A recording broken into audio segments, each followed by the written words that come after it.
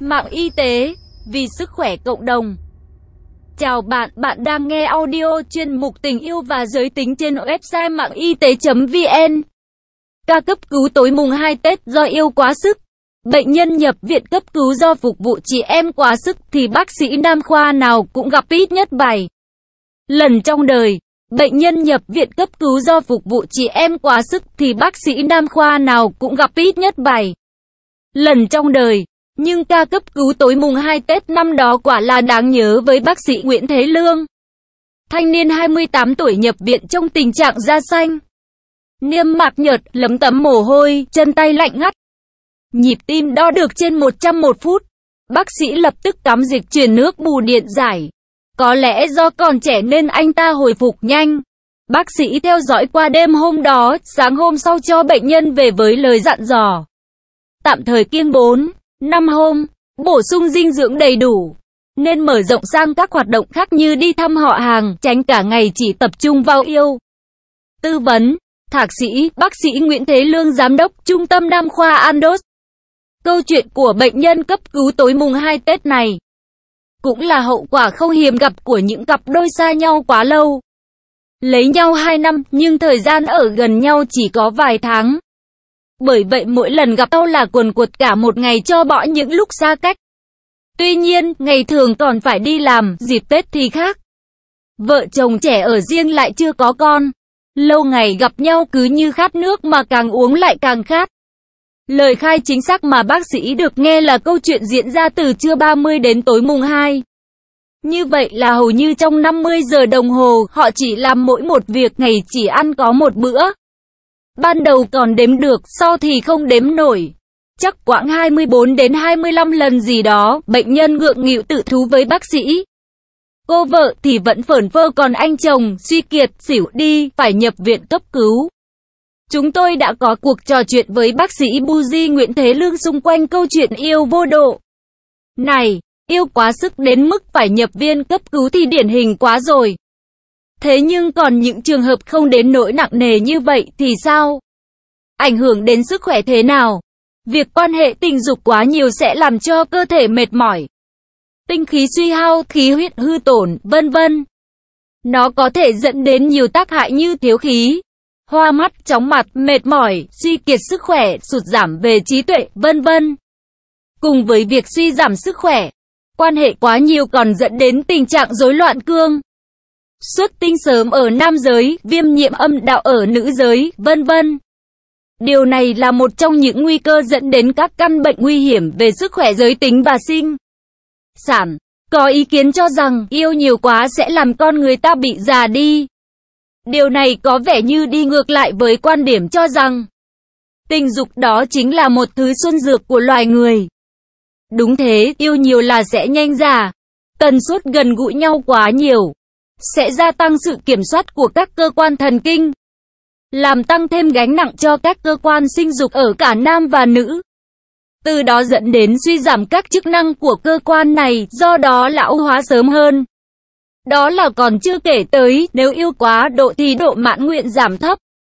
Bất kể nam nữ, khi yêu lặp lại nhiều lần, lần thứ 2 hoặc lần thứ 3, thứ 4 thì mức độ mãn nguyện đều kém hơn lần trước đây. Như vậy dễ gây ảnh hưởng tâm lý, tự mình cho rằng khả năng giới tính của mình có vấn đề.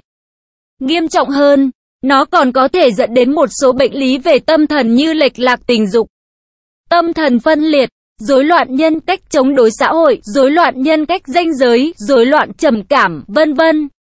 Từ đó có thể kết luận việc quan hệ quá thường xuyên không phải là ý tưởng tốt, đặc biệt cho cánh mày râu. Nghiên cứu cho thấy, nam giới thường gặp nhiều trở ngại trong những lần quan hệ tiếp theo nếu tần suất quá dày. Thậm chí không nhận được cảm xúc và niềm hạnh phúc lẽ ra phải có, độ hài lòng giảm đi rõ rệt. Phân tích của bác sĩ cho thấy vấn đề trầm trọng thật. Dân gian có câu ôm nhiều nên yếu chắc là để diễn tả hiện thực này. Còn những lưu ý nào về sức khỏe nếu như con người ta cứ tiếp tục yêu đương vượt ngưỡng? Quan hệ tình dục cũng làm tăng nhịp tim, tăng nhiệt độ cơ thể, dẫn đến tình trạng mất nước, hình thành lactic hoặc axit lactic trong cơ bắp và có hiện tượng co thắt cơ bắp như khi tập thể dục. Khi các hiện tượng trên diễn ra liên tục và quá đà, Nó có thể dẫn đến nhiều hậu quả nghiêm trọng và các căn bệnh nguy hiểm như chảy xước, đau nhức cô bé hay cậu bé, viêm nhiễm phụ khoa, đau cột sống, huyết áp tăng cao dẫn đến các căn bệnh về tim mạch. Đi kèm theo đó là nguy cơ vô sinh. Theo các chuyên gia, việc quan hệ quá nhiều khiến cho lượng tinh trùng không được cung cấp đầy đủ số lượng, chất lượng, ảnh hưởng đến thụ tinh. Nó khiến cho sự phát triển của tinh binh bị giảm sút và không có thời gian để phát triển bình thường trở lại.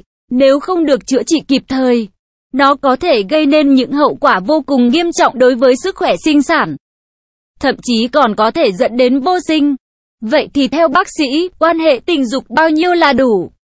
Vấn đề không phải là thời gian bao nhiêu lâu, chất lượng hay số lượng, mà điều quan trọng là hai người có thực sự cảm thấy hài lòng và hạnh phúc với nhau hay không. Theo Daily Mail, mới đây, tiến sĩ Harry Fitz, bác sĩ Mỹ hàng đầu về sức khỏe tình dục, đã đưa ra con số trung bình các cặp vợ chồng nên có quan hệ tình dục từ 2 đến 3 lần mỗi tuần.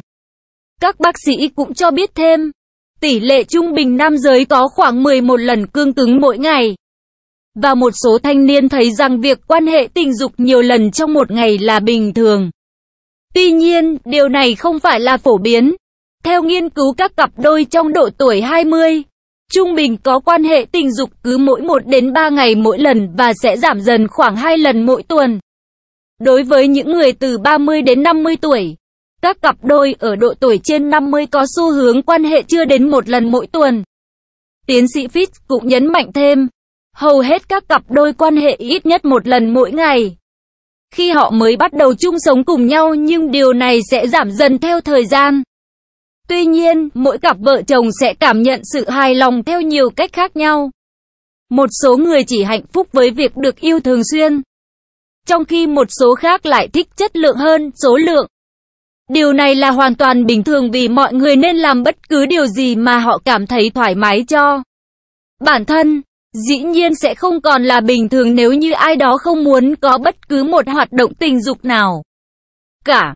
Cũng cần nói thêm trung bình các cặp đôi có quan hệ tình dục khoảng 7,3 phút mỗi lần.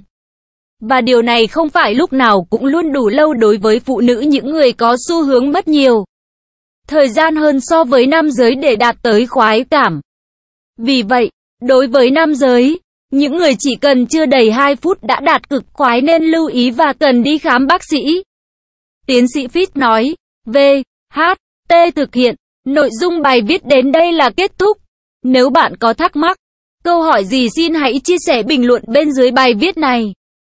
Mời bạn hãy đăng ký kênh Mạng Y tế, chia sẻ bài viết này tới bạn bè và theo dõi thêm những audio tiếp theo.